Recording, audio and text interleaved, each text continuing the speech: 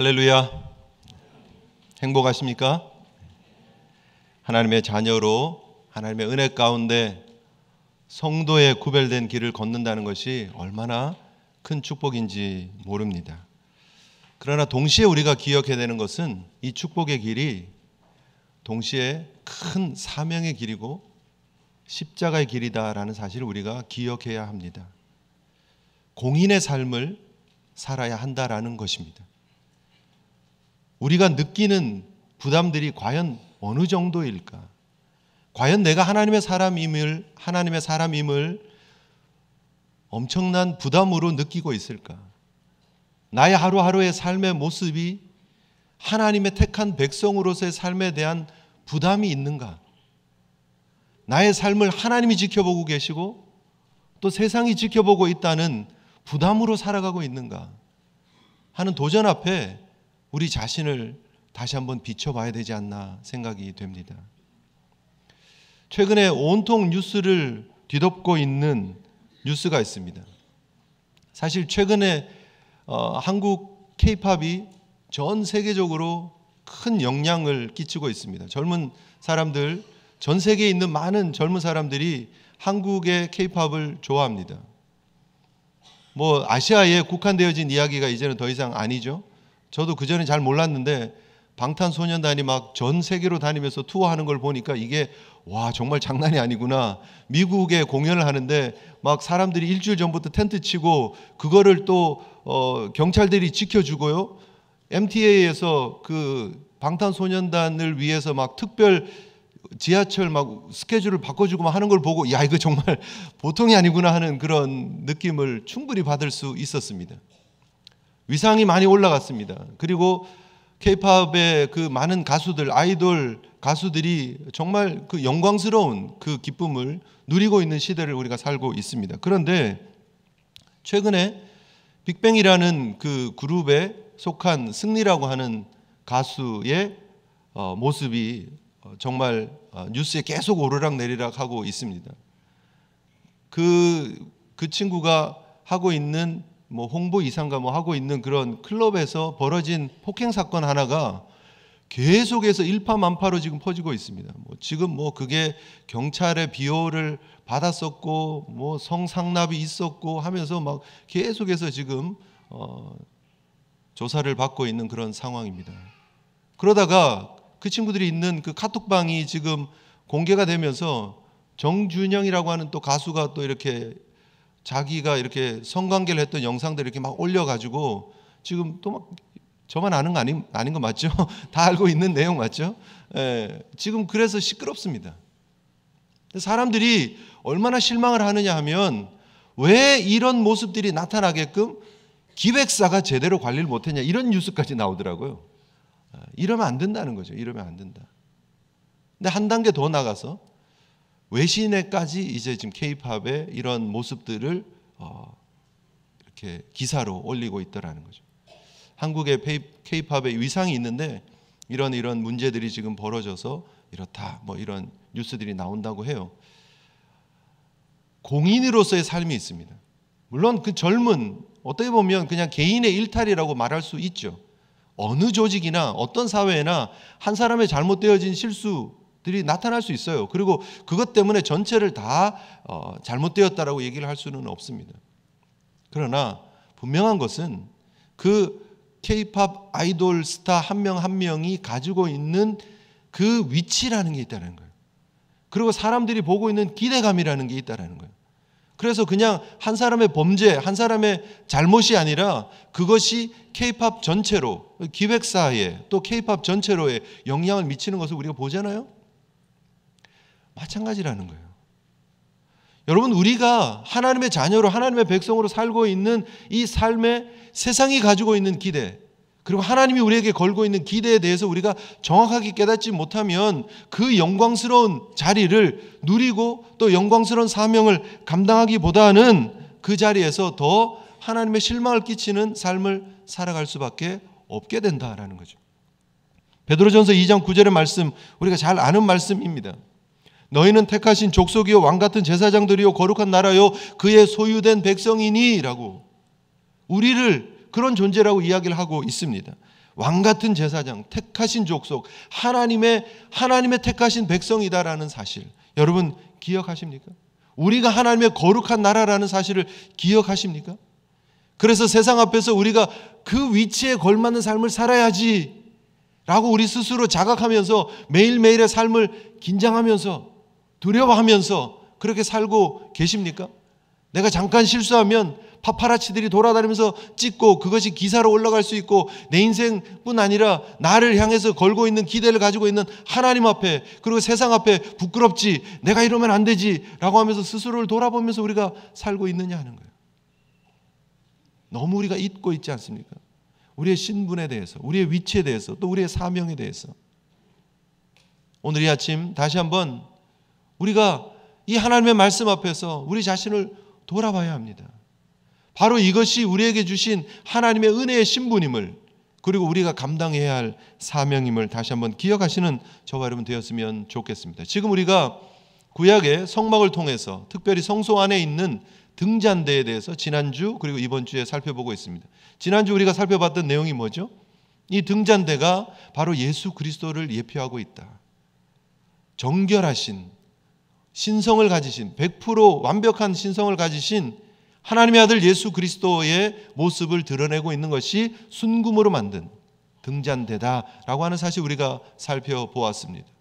그리고 그분이, 그 등잔대가 이렇게 해머로 쳐서 만드는 것처럼 그분께서 이 땅에 오셔서 고난과 핍박을, 그 연단을 기꺼이 감당하시면서 십자가를 감당하시면서 우리에게, 그리고 세상을 향해서 참된 빛이 되어주셨다라는 사실을 우리가 함께 살펴보았고요.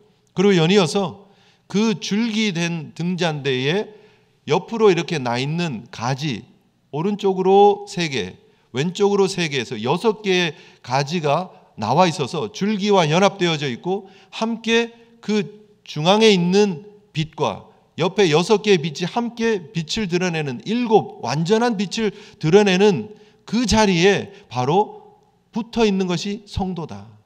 그리스도와 연합한 가지로서 함께 예수 그리스도의 그 빛된 은혜의 자리로 들어가서 연합한 것이 바로 우리 자신이다라는 사실을 우리가 함께 말씀을 통해서 받았습니다. 메노라, 등잔대, 바로 그것이 예수 그리스도와 연합한 성도의 모습을 드러내고 있다라는 사실을 우리가 함께 생각을 해보았는데요. 오늘 계속해서 기억해야 될 부분이 있습니다. 결국 이 등잔대가 예수 그리스도였고, 가지만 우리 성도와의 연합을 나타내고 있는 심벌이 아니라, 엄밀히 말하면 바로 이 등잔대 전체가 우리 성도를 나타내고 있다는 거죠. 예수 그리스도와 연합한 성도 역시도 등잔대의 모습으로 비교할 수 있다, 비유되어질 수 있다라는 것이고요. 바로 우리가 세상을 향해 비춰지는 빛의 역할을 감당하는 성도여야 하고, 또 성도의 연합인 교회인 우리 공동체가 세상을 향해서 예수 그리스도의 사역처럼 세상에 빛을 드러내는 모습이 우리 가운데 있어야 한다라는 사실을 우리가 기억해야 한다라는 것이죠. 우리 말씀을 한 곳만 더 찾아봤으면 좋겠는데요. 에베소서 5장 8절, 9절, 10절, 신약성경 315페이지 우리 함께 찾아보시면 좋겠습니다. 315페이지.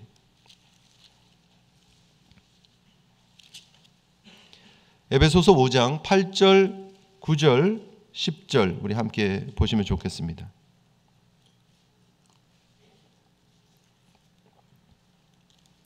(315페이지입니다) 시작. 너희가 전에는 어둠이더니 이제는 주 안에서 빛이라. 빛의 자녀들처럼 행하라. 빛의 열매는 모든 착함과 의로움과 진실함에 있느니라. 주를 기쁘시게 할 것이 무엇인가 시험하여 보라. 주님을 기쁘시게 하는 삶, 바로 그것이 성도의 삶이고 우리에게 하나님께서 요구하시는 삶의 모습이다. 그런데 우리가 누구냐는 거예요. 우리의 정체성, 우리의 아이덴티티를 우리가 분명히 알아야 됩니다. 예수 그리스도만이 빛이 아니라 바로 우리가 예수 그리스도 안에서, 오늘 성경이 말하고 있는 것처럼 이제는 주 안에서, 예수 그리스도 안에서 우리도 빛이라는 거예요. 빛. 등잔대가 예수 그리스도를 나타내는 건 맞습니다. 그러나 예수 그리스도와 연합한 우리 성도를 나타내는 것도 맞다라는 거예요. 우리가 얼마나 거룩한 신분이 되었고 우리가 얼마나 거룩한 사명을 부여받은 사람인지를 우리가 분명히 기억할 필요가 있다. 그래서 우리는 모든 착함, 모든 의로움, 모든 진실하심을 드러내는 빛된 사명을 감당해야 될 책임이 있다라는 사실을 기억하셔야 합니다. 계시록 1장 20절 제가 그냥 읽어드리겠습니다. 내 본 것은 내 오른손에 7별의 비밀과 7 금촛대라. 7별은 7 교회의 사자요 7 촛대는 7 교회니라 말하고 있습니다. 세상을 향해 드러나는 빛된 촛대의 역할을 감당하는 것이 바로 교회라는 거예요. 교회. 우리 성도가 바로 빛이고 우리 교회가 바로 빛이어야 한다.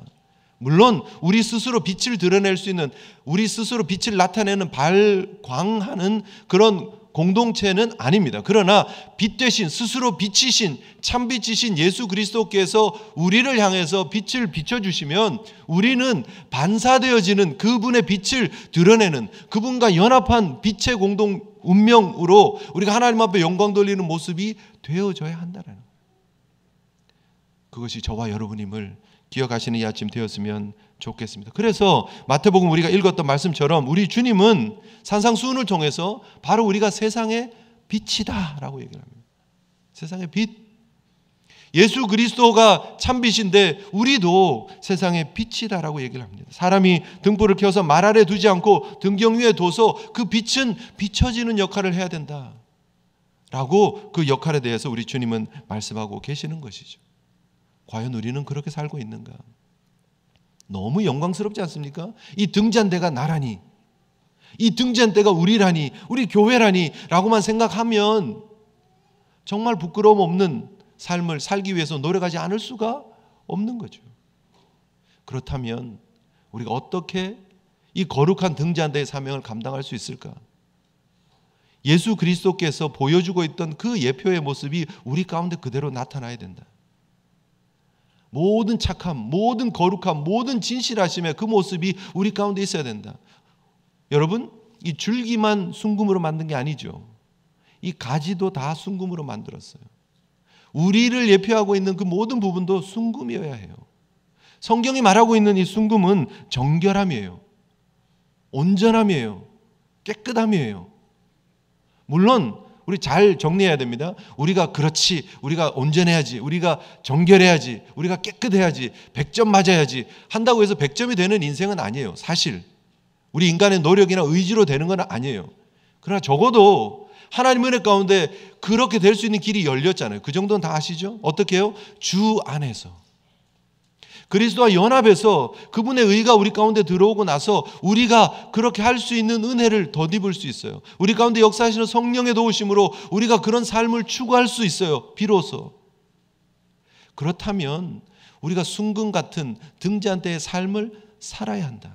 적어도 노력해야 된다. 애써야 한다. 성령의 도우심을 구하면서 하나님 앞에 간구하면서 그 길을 걸어 가야 된다는 거예요. 함부로 방탕하게 살면 안 된다는 거예요. 내 마음대로, 내 생각대로, 내 계획대로, 내 판단대로 살면 안 된다라는 거예요. 삶의 기준이 하나님의 거룩하심처럼 우리도 거룩해야 한다라는 거예요. 그런 부담이 있어야 돼요. 순금 같은 정결하고 깨끗하고 변함없는 믿음을 유지하시는 거룩한 성도들 되시기를 주님의 이름으로 축복합니다. 그것이 우리의 모습이에요. 우리의 아이덴티티여야 한다라는 거예요. 세상의 이물질이 섞이지 않도록 노력해야 합니다. 이렇게 저렇게 다 섞어놓고 그리고 금이라고 큰 소리 치면 됩니까? 검사하면 다 나오는데요. 옛날에 이게 막 금 막 가지고 이렇게 사기쳤던 사람들 얘기들 있잖아요. 안에는 막 납 가지고 이렇게 해놓고 위에 금으로 이렇게 둘러싸고 금이라고 이렇게 막 하고. 옛날 진짜 힘들 때는 가짜 금반지를 예물로 막 주고도 그랬나 봐요. 옛날에. 그래서 진짜 힘들어가지고 우리 남편이 준 예물 반지 이거라도 팔아가지고 가게에 도움이 돼야지 하고 이렇게 빼가지고요 금방에 갖다 줬더니 이거 가짜입니다 이랬다잖아요. 다 나와요. 다 뻐룩난다니까요. 뭘 그거를 드렸던 남편의 마음은 얼마나 안타까웠겠습니까만 그러나 우리는 그렇게 살면 안 된다는 거예요. 겉에만 금으로 둘러놓고 순금인 척 살아서는 안 된다는 거예요. 교회 안에서만 순금 둘러놓고 순금인 것처럼 하면 안 된다는 거예요. 예배드리고 찬양하고 기도할 때는 멋있고 거룩하고 반짝반짝 빛나는데 그 안에는 그냥 납덩어리 들어가 있으면 안 된다는 거예요. 하나님은 우리 속을 다 보고 계시는데요. 과연 우리가 변함없는 정결한 모습으로 세워져 있는 모습인가? 하나님은 변함없으시고 그 하나님의 사랑은 우리 가운데 변함없이 여전히 유효한데 누가 우리를 그리스도의 사랑에서 끊으리요? 환난입니까? 공고입니까? 박해입니까? 기근입니까? 적신입니까? 위험입니까? 칼입니까? 로마서 8장 35절 이하는 그렇게 기록을 하고 있습니다. 우리가 분명히 확신합니다. 사망이나 생명이나 천사나 권세자들이나 현재일이나 장래일이나 능력이나 높음이나 깊음이나 다른 어떤 피조물이라도 우리를 우리 주 그리스도 예수 안에 있는 하나님의 사랑에서 끊을 수 없습니다. 믿으십니까? 그 사랑이 우리와 함께하고 계심을 믿으십니까? 그 하나님 우리를 구원해 주셨음을 믿으십니까? 그렇다면 그 하나님의 사랑에 걸맞는 거룩한 변함없는 순결한 믿음을 지켜내는 성도의 걸음을 걸어가야 되지 않느냐는 거예요. 빛의 사명을 감당해야 되지 않느냐는 거예요. 우리에게 주어진 자리에서 하나님의 영광을 드러내야 되지 않느냐는 거예요. 적어도 우리가 하나님의 능력을 공급받은 이 세상의 가로등 역할은 해야 되거든요. 사실 우리가 태양은 내지 못할지라도 가로등 역할은 해야 되거든요. 길을 밝히는 일은 해야 되거든요. 이정표 역할은 해야 되거든요. 그렇게 하고 있느냐는 거예요.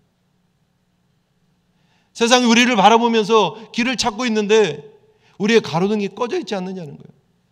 어떤 날은 켜졌다가 어떤 날은 꺼졌다가 변함 없어야 되는데 변함 있는 모습은 아닌가요? 어떤 날은 막 세상에서 제일 믿음이 좋은 사람처럼 막 행복해요. 그리고 큰 소리 쳐요. 옆에 있는 사람들을 향해서 막 훈수를 둡니다. 뭐 그 정도 가지고 흔들리냐고.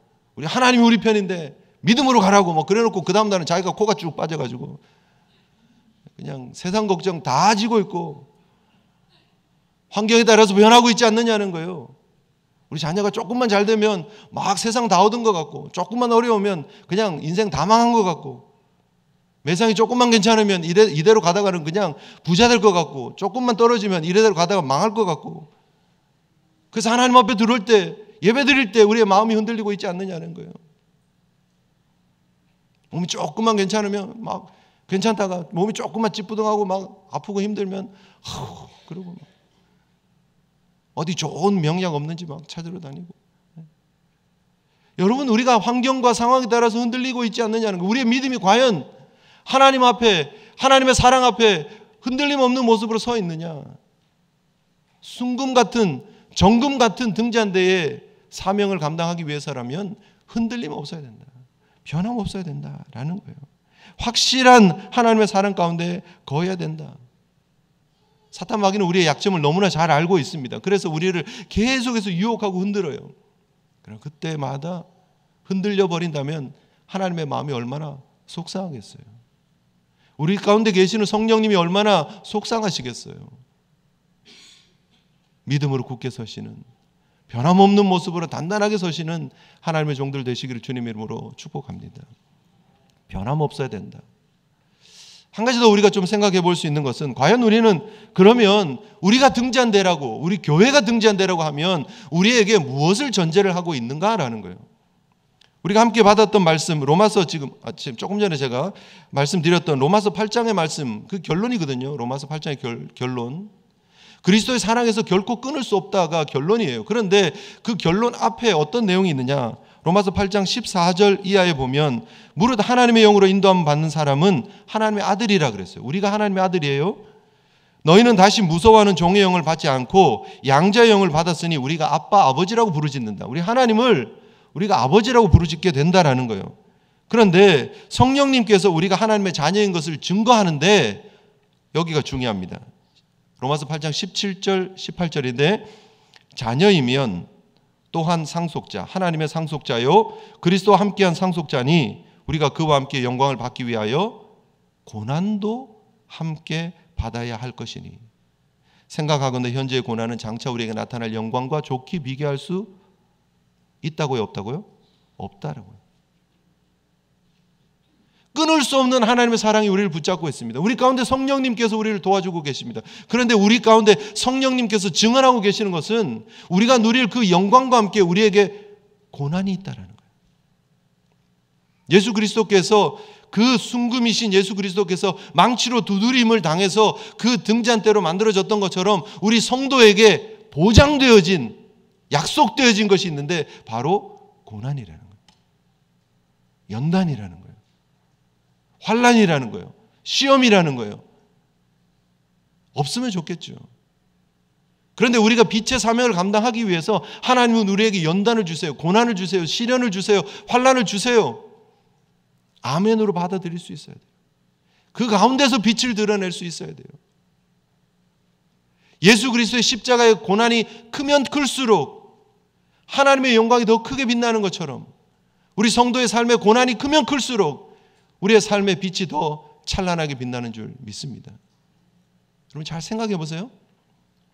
만약에 여러분들이 태어났는데 태어나자마자 이렇게 좀 생각해 보니까 기억이 나는 순간으로 거슬러 가서 딱 보니까 우리 집이 억만장자의 그런 집안이에요. 그리고 내가 그 억만장자의 집의 아들로 태어났어요. 태어났는데 보니까 막 그 내니들이 이제 주변에 이렇게 막 유모들이 막 있는데 뭐 이렇게 중국말 하는 유모도 있고요. 막 스페니시 하는 유모도 있고요. 영어 하는 유모도 있고요. 막 전혀 무슨 말인지 잘 못 알아듣으실 것 같은데 각국의 막 언어를 하는 내니들이 탁 붙어가지고 아이들을 막 키워줘요. 그리고 막 어릴 때부터 외국어를 막 가르쳐줘요. 그리고 조금 자랐는데 보니까 뭐 아주 유명한 사립 초등학교 유치원부터 다니기 시작해서 막 사립으로만 막 다녀요. 뭐 대학도 뭐 기부금을 해가지고 막 유명한 아이빌리그 뭐 이렇게 들어가요.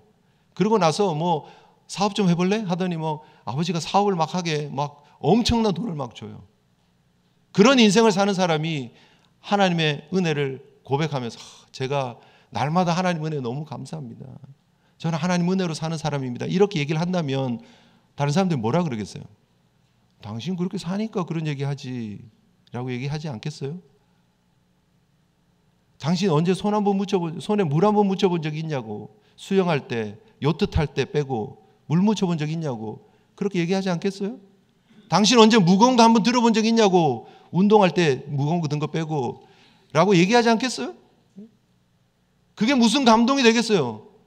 넉넉한데 손 하나 까딱한 적 없어도 옆에서 다 알아서 해주는데 자기가 한 일에 대한 책임을 한 번도 안 져도 되는데 그리고 하나님 은혜로 삽니다. 감동이 없어요. 그런데 여러분 우리의 삶이 어렵고 힘들고 환난이 있고 연단이 있으면 그 가운데서도 하나님의 은혜를 드러내면 그것이 진짜 빛나는 삶이 아니겠느냐는 거예요. 지난주 우리가 받았던 말씀처럼 돌아가신 우리 강용호 박사님처럼 그런 인생의 아픔이 있지만 절망이 있지만 그러나 그 속에 빛 대신 예수 그리스도를 모시고 살면서 세상의 빛을 전하는 삶을 살았다. 그게 진짜 멋있는 거 아니에요? 여러분 우리의 인생에 하나님께서 더 멋진 빛의 역할을 감당하기 위해서 우리의 배경을 검게 만들 때가 있어요. 환한 대낮에 여러분 우리가 촛불을 든다고 해서 그 촛불이 무슨 빛을 발하겠습니까? 태양이 훨씬 밝은데요. 그런데 깜깜한 밤에 새벽 2시, 3시, 4시, 5시 그때에 촛불 하나 켜면 환한 거예요.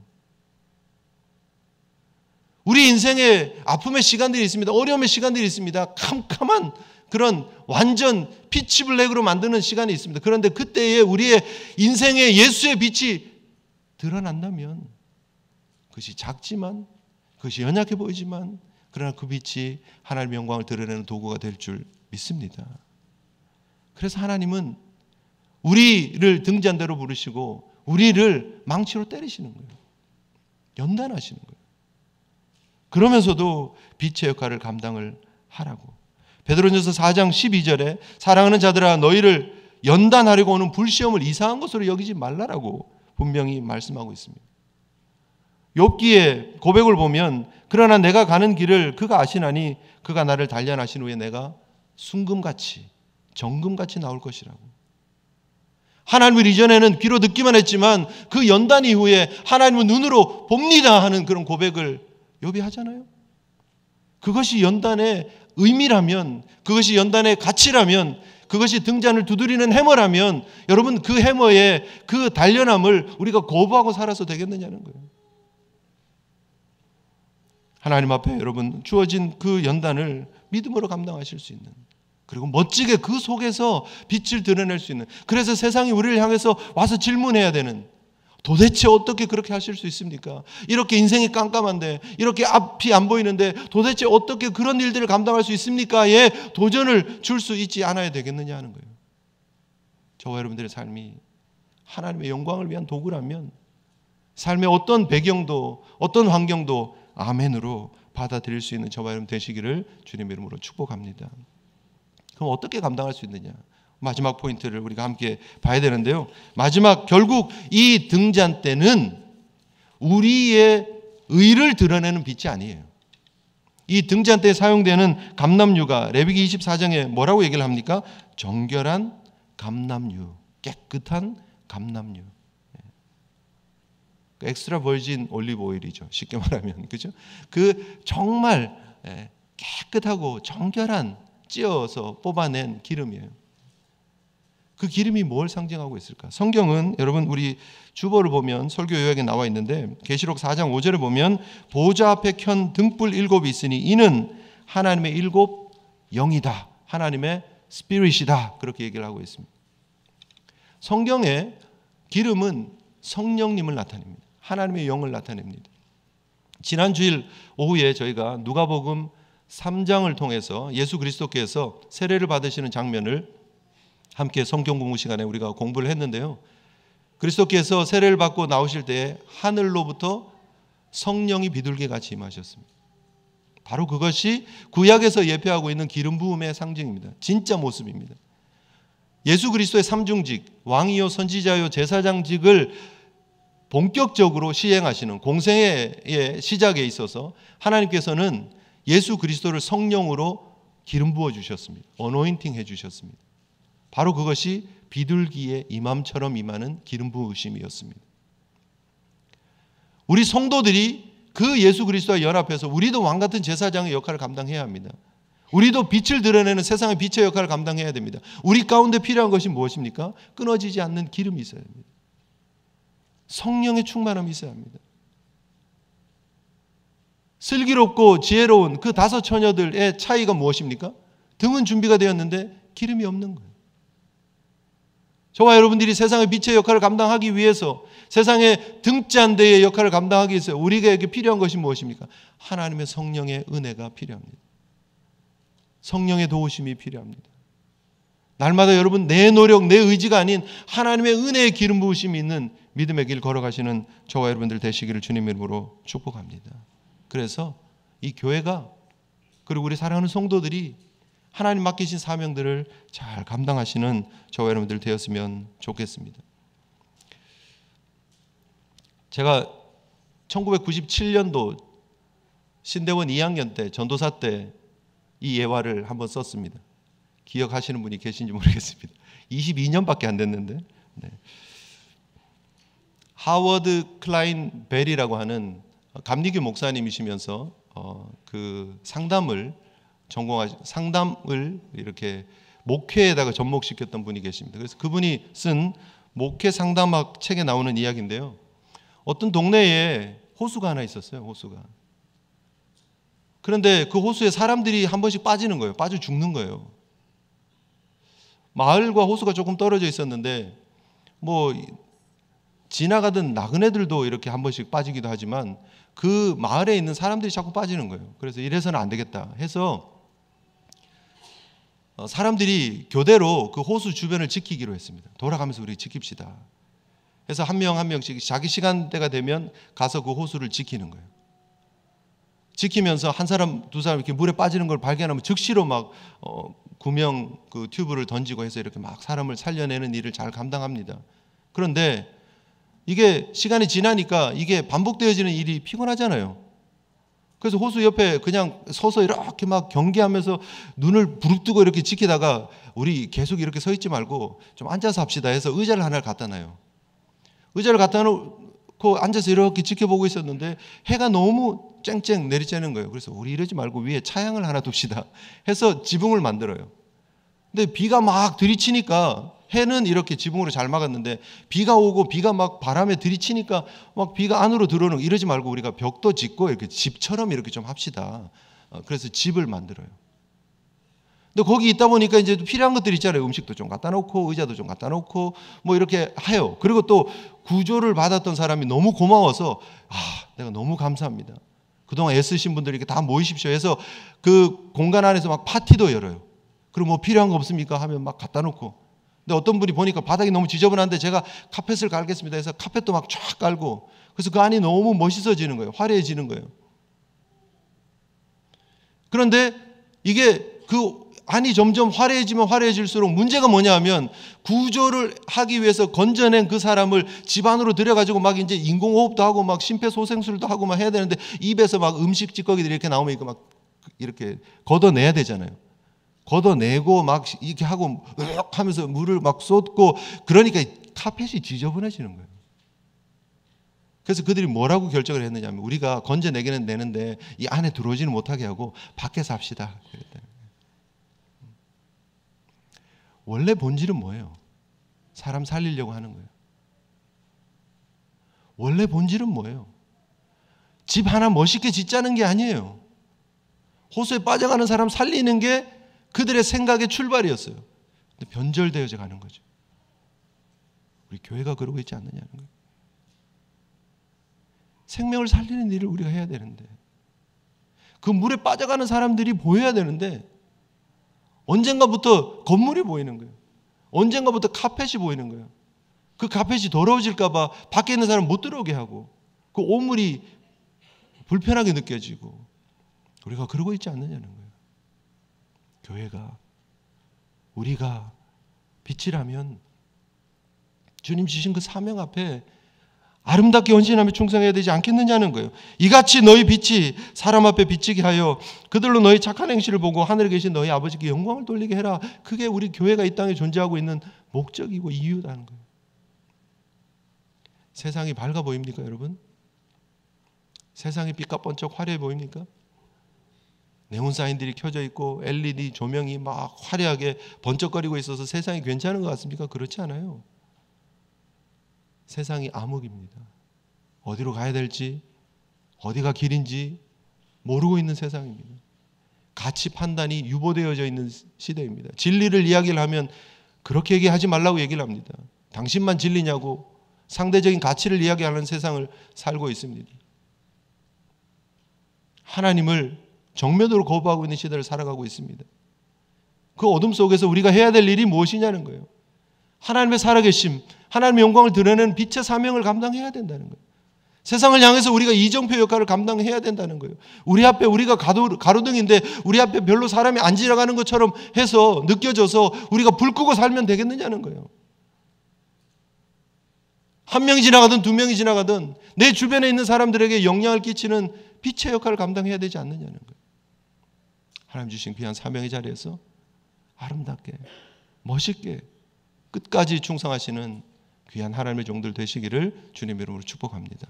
우리 함께 받은 말씀 생각하시면서요, 우리 함께 기도했으면 좋겠습니다.